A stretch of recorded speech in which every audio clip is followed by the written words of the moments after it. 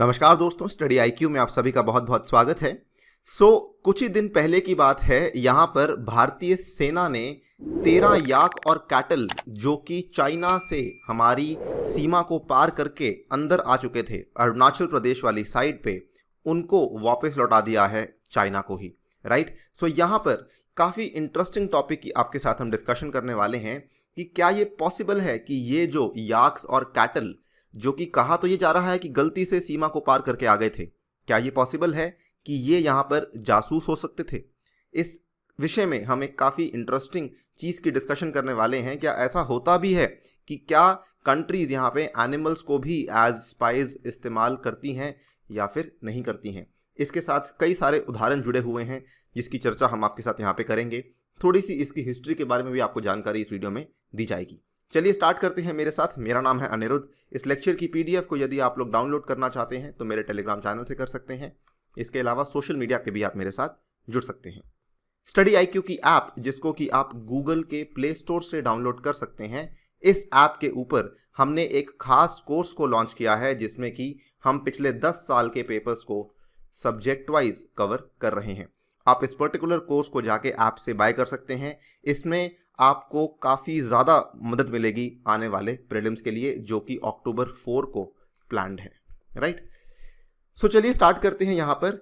Basically ये पूरी कहानी क्या थी? असल में ये बात 31 अगस्त की है, जब a herd of yak crossed over from the Chinese territory into Arunachal Pradesh. आपको मालूम होगा कि हमारी चाइना के साथ जो सीमा लगती है वो एक तो लगती है नॉर्थ वेस्टर्न साइड पे, लद्दाख वाले साइड पे, और एक यहाँ पे लगती है ईस्टर्न साइड पे, जहाँ पे अरुणाचल प्रदेश वाली के साथ सीमा लगती है। जो अरुणाचल वाली सीमा है वहाँ पर से यहाँ पर कुछ याक का हर्ड था जो कि क्रॉस करके इंडिया में घुस आया था। उसके बाद 7 डेज यानी कि 7 सितंबर तक इसको लेके किसी को कोई जानकारी नहीं थी। 7 डेज के बाद जो ये हर्ड इंडिया में आया था, भारत ने in a big humanitarian gesture they have handed back to their Chinese owners, कि जो भी यहाँ पे इन हर्ड्स के चाइनीज ओनर्स थे उनको इसको हैंड बैक कर दिया है। लेकिन इंपॉर्टेंट टू नोट, ये 7 दिन के लिए the yaks remained under the care of the Indian army. As you can see, army hands over 13 yaks, 4 calves to China in humane gesture amid the border dispute. We are very well aware कि जहाँ पर लद्दाख में हम दोनों के बीच में, India और China के बीच में एक बहुत ही बड़ा सीमा गतिरोध चल रहा है, वहीं पर एक ऐसा जेस्चर करना काफ़ी बड़ी बात है। You can also see the date over here. सितंबर 8 की ये न्यूज़ है। 7 सितंबर को आर्मी ने बेसिकली वापस लौटाया था। आप देख भी सकते हैं यहाँ पर ईस्टर्न कमांड ने अपने ट्विटर हैंडल के थ्रू इस चीज़ को बताया। In a humane gesture, Indian army handed over 13 yaks and 4 calves that strayed across the LAC on 31st August in East Kameng, Arunachal Pradesh, to China on 7 September 2020. Chinese officials present thanked the Indian Army for the compassionate gesture. ठीक है। ये कहानी यहाँ तक थी, लेकिन ये कहानी यहाँ पे ख़त्म नहीं होती है। बेसिकली ये यहाँ पर इंटरेस्टिंग इसलिए हो जाता है कि यहाँ पर एक साइड पे जहाँ इंडिया और चाइना के बीच में बेसिकली प्रॉब्लम्स चल रही हैं लद्दाख में, इज़ इट पॉसिबल कि चाइना बेसिकली कुछ और प्लान कर रहा था अरुणाचल प्रदेश में, और जिसके चलते यहाँ पर जो ये एनिमल्स थे, जो ये जानवर थे, ये सीमा को क्रॉस करके भारत में आ गए थे। राइट। इसके चलते एक काफ़ी अच्छी डिस्कशन हम आपके साथ करने वाले हैं, और इसी संदर्भ में एक बड़ा सवाल है जिसका जवाब हम देंगे आपको। Could these animals have been spies? यहाँ पर देखिए, फिलहाल के लिए तो लग रहा है कि आंसर नो है। ये वाले जो एनिमल्स थे ये स्पाइज नहीं थे। क्यों? बिकॉज अगर ये स्पाइज होते तो डेफिनेटली इंडियन आर्मी इनके बारे में कुछ ना कुछ बताती, एटलीस्ट इस चीज़ को बाहर तो लेकर आते ही कि हाँ इन एनिमल्स में ये वाली इक्विपमेंट्स हमें देखने को मिली थी, बट ऐसा कुछ नहीं था। जो 7 डेज़ का गैप बेसिकली हमें देखने को मिलता है, जो 7 डेज़ वाला गैप था, उसके पीछे रीज़न यही था कि यहाँ पर आर्मी ने अपनी पूरी रिस्पॉन्सिबिलिटी के साथ, ड्यू डिलिजेंस के साथ इस पूरे कंसर्न को ख़त्म किया, और जब तक उनको इंश्योर नहीं हुआ कि ये वाले जो एनिमल्स हैं ये जासूस नहीं हैं, तब तक उन्होंने कोई स्टेप नहीं लिया। 7 days after that they took the step and they returned the yaks to their owners. ठीक है। लेकिन बात यह है कि जो इंडियन आर्मी का कंसर्न था, क्या ये कंसर्न सही था या फिर ये कंसर्न गलत था? इसके बारे में हम आपसे कुछ बात करते हैं। इसके बारे में कई सारी हिस्ट्री है जिसके बारे में आपको जानकारी होनी थोड़ी सी मज़ेदार जानकारी है और थोड़ी सी इंपॉर्टेंट भी है from the examination point of view. So देखते हैं ये कहानी शुरू कैसे होती है। ये देखिए लास्ट ईयर की बात है। Norwegian researchers believe a beluga whale they captured may be a Russian spy. So Norway में उन्होंने, वहाँ के रिसर्चर्स ने एक बेलुगा व्हेल को कैप्चर किया। आप देख सकते हैं ये वाला दृश्य है और ये वही वाली व्हेल है जिसकी मैं बात कर रहा हूँ। और नॉर्वेजियन के रिसर्चर्स ने ये माना कि इट इज़ हाईली पॉसिबल कि ये जो व्हेल है ये असल में एक रशियन स्पाई की तरह एक्ट कर रही है। अगर आप इस दृश्य को ध्यान से देखें, इस व्हेल के नेक के पास में आपको एक हार्नेस लगा हुआ मिलेगा और ये जब हार्नेस को उतार के नॉर्वे के रिसर्चर्स ने इसको एनालाइज किया तो ये पता लगा कि इसके अंदर बेसिकली इलेक्ट्रॉनिक इक्विपमेंट लगी हुई है जो कि सिग्नल्स को पिकअप कर सकती है और इंटेलिजेंस को भी पिकअप कर सकती है। सो ये एक उदाहरण है जो कि मैं आपको पिछले साल का बता रहा हूँ, जहाँ पर ये प्रूव हो जाता है कि जी हाँ बिल्कुल पॉसिबल है। यहाँ पर एनिमल्स को भी जासूसों की तरह इस्तेमाल करते हैं देश। ये उदाहरण एक उदाहरण नहीं है।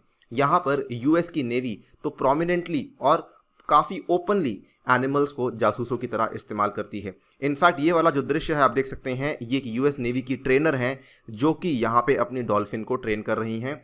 The US navy has for decades used and trained the dolphins fitted with sensors to detect the underwater mines and even the submarines। आप देख सकते हैं ये जो फोटो है आपके सामने 2007 की है। डॉल्फिन का नाम है शास्ता।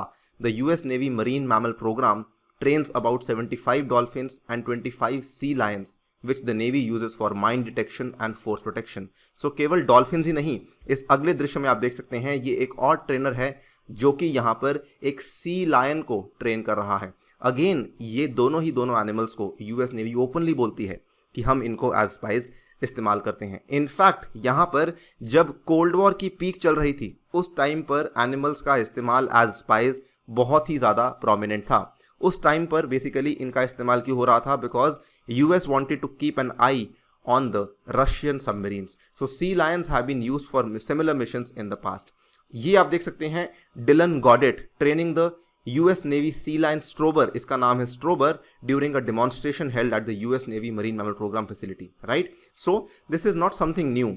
इसके बाद यहाँ पर कुछ और भी उदाहरण आते हैं और ये वाला जो उदाहरण है ये बहुत ही ज़्यादा वाइडली कवर्ड है यूएसए में। इनफैक्ट ऐसा माना जाता है कि जो यूएसए की CIA है जो कि उनकी इंटेलिजेंस एजेंसी है, इन्होंने 1960s से ही यहाँ पर कैट्स के ऊपर एक्सपेरिमेंट्स करने शुरू कर दिए थे। Declassified documents suggest that even domesticated cats were once used by the CIA to pick up the audio recordings from Soviet establishments। कि ये यहाँ पर सोवियत यूनियन के एस्टैब्लिशमेंट्स में से ऑडियो रिकॉर्डिंग्स को पिकअप करने के लिए बिल्लियों का इस्तेमाल करते थे। लेकिन ऑब्वियसली ये अभी तक किसी को नहीं मालूम कि ये प्रोग्राम कितना सक्सेसफुल था, बिकॉज लाजमी है कि जो भी डॉक्यूमेंट्स, जो भी रिकॉर्डिंग्स इन्होंने यहाँ पे कैप्चर की वो सभी के सभी यहाँ पर आज की डेट तक क्लासिफाइड हैं। इसके अलावा आप देख सकते हैं ये वाला दृश्य बताता है the CIA's most mysterious animal spying project involved cats. In fact आपको बता दूं आज की डेट तक भी यूएसए में कई सारे लोगों को लगता है कि हो सकता है ये वाली कैट जो है ये कोई स्पाई हो सकता है ये वाली कैट यहाँ पे CIA ने तैनात की हो, बिकॉज ये जो कैट्स को स्पाइस की तरह पेश करने का जो बेसिकली प्रक्रिया थी ये काफ़ी ज़्यादा नई थी और लोगों के दिमाग में इसके चलते काफ़ी बड़ा भय भी बैठ चुका है।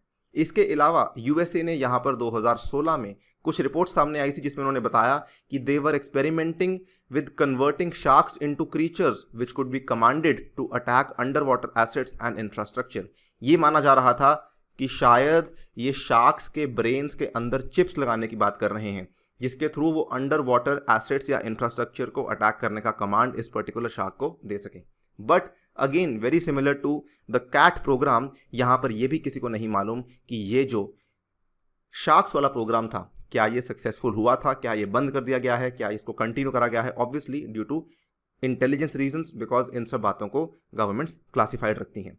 केवल यूएसए ही नहीं, यहाँ पर इजराइल के ऊपर भी बहुत बार इस चीज़ का आरोप लगा है। इजराइल के ऊपर कई सारे आरोप लगाए गए हैं from its adversaries of deploying animals to spy on its neighbours. आपके राइट साइड में जो दृश्य है आप देख सकते हैं, ईरान ने आरोप लगाया था कि 14 स्क्विरल्स जो कि हमारे न्यूक्लियर एनरिचमेंट फैसिलिटीज़ के पास में पाई गई हैं ये इजराइल के द्वारा भेजी गई थी और ये आरोप उन्होंने 2007 में लगाया था।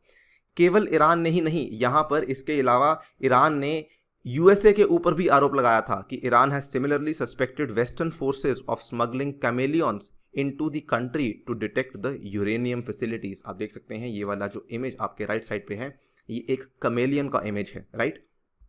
इसके बाद इवन सऊदी अरेबिया ने यहाँ पर एक बार आरोप लगाया था इजराइल के ऊपर कि Saudi Arabia has in the past accused Israel of deploying griffon vultures. ये जो ग्रिफॉन वल्चर है, और इनको मालूम कैसे पड़ा कि इजराइल का है ये, जब इन्होंने इस ग्रिफॉन वल्चर को कैप्चर किया उसके बाद उनको ग्रिफॉन वल्चर के ऊपर टेल अवीव यूनिवर्सिटी, जो कि इजराइल की यूनिवर्सिटी है, उसका टैग लगा हुआ मिला था ऑन इट्स लेग इन 2011। सो कई सारे इंस्टेंसेस हैं दुनिया भर में जहां पर हम देख सकते हैं यूएसए इसका इस्तेमाल करता है, रशिया भी इसका इस्तेमाल करता है। इनफैक्ट यूएसए और रशिया इस चीज़ को लेकर ज़रूर ओपन है कि हम एनिमल्स को एज स्पाइस इस्तेमाल करते हैं, लेकिन कौन से एनिमल्स को करते हैं, किस तरीके से करते हैं, ऑब्वियसली इसकी जानकारी बाहर नहीं आई है। इजराइल के ऊपर कई बार इस चीज़ का आरोप लगाया गया है कि आपने बर्ड्स का इस्तेमाल बहुत ज़्यादा किया है to use them as spies.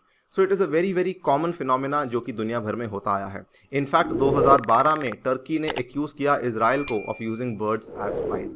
So यहाँ पर आप देख सकते हैं कई सारे जानवरों को, कई सारे पक्षियों को इस्तेमाल किया जा रहा है जासूस की तरह। इनफैक्ट यूएस मिलिट्री, आपने सुना होगा रेवन के बारे में, जो ये रेवन्स हैं इनको भी इस्तेमाल करते हैं स्पाइंग के लिए, ये भी काफ़ी कॉमन फिनोमेना है। इसके अलावा the US pioneered using pigeons to spot enemy combatants, ये यूएस के एक म्यूजियम का चित्र है जहां पर आप देख रहे हैं कि यहां पर ये दिखाया गया है कि हमने पिजन्स का इस्तेमाल किया है from a very very long time to spot the enemy combatants, यानी कि हमने उनको जासूसी करने के लिए इनका इस्तेमाल किया है।